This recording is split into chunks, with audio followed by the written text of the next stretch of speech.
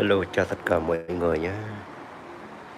Hôm nay thì ngày 11 nha mọi người, ngày 11 tháng 7. Trời mưa mới tan thôi.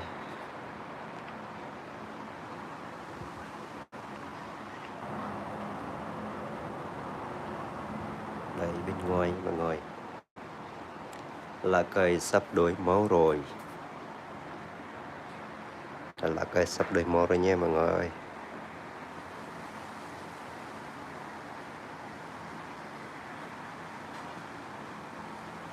Đây là cây sắp đổi màu nha.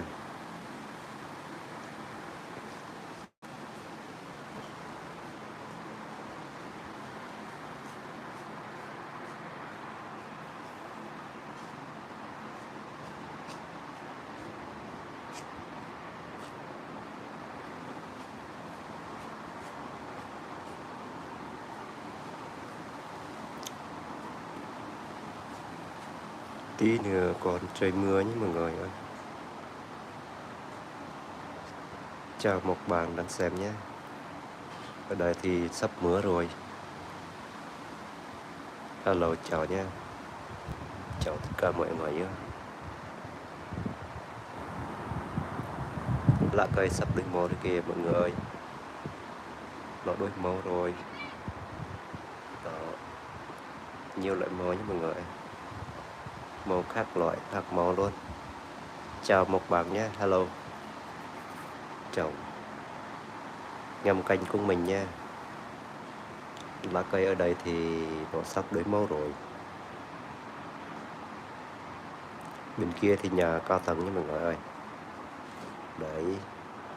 Kia thì nhà cao tầng, nhà kia là dốc nhỏ nha mọi người ơi. Đó là nhà 15 tầng nha. Đây lá cây này thì nó sắp đổi màu rồi mọi người ơi. Đấy, mọi người có nhìn cái lá cây này không? Lá cây này đổi màu đấy mọi người. Nhìn lá cây đổi màu rất đẹp nha. Tháng 8 hay là tháng 9 nó đổi màu rất là kinh khủng luôn. Màu rất đẹp luôn nha. Đấy mọi người ơi, hôm nay là bề mặt của mình quay cho mọi người xem lá muống ở nhà mình trồng, tự trồng là để lá muống nha mọi người. Để tự trồng ở nhà, lấy cái thùng thau thôi trồng nha mọi người. Đây. Đấy. Không có đất thì đi mua đất thì đồ trồng thau đây là trồng nhé mọi người.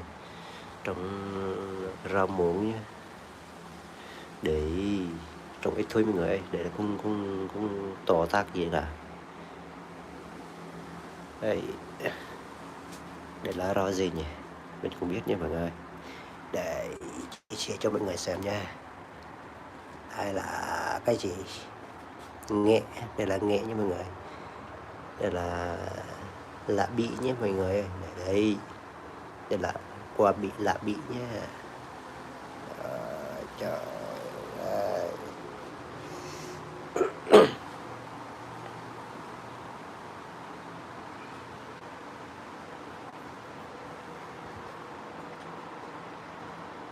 Chào tất cả anh em trên YouTube nha. Chúc tất cả mọi người một ngày mới nhiều sức khỏe, luôn luôn thành công trong cuộc sống nhé. Mình chân thành cảm ơn tất cả mọi người ngâm canh cùng mình nha. Ôi mọi người ơi, hôm nay thì 2 giờ kém rồi mọi người ơi. Đây, bye bye mọi người nhé. Mình dừng lại clip tại đây. Mong các bạn hãy bình luận bên dưới để mình tương tác cùng nhau nhé. Xin chân thành cảm ơn tất cả mọi người nha. Bye bye nha, bye bye, hello, gặp lại sau nha.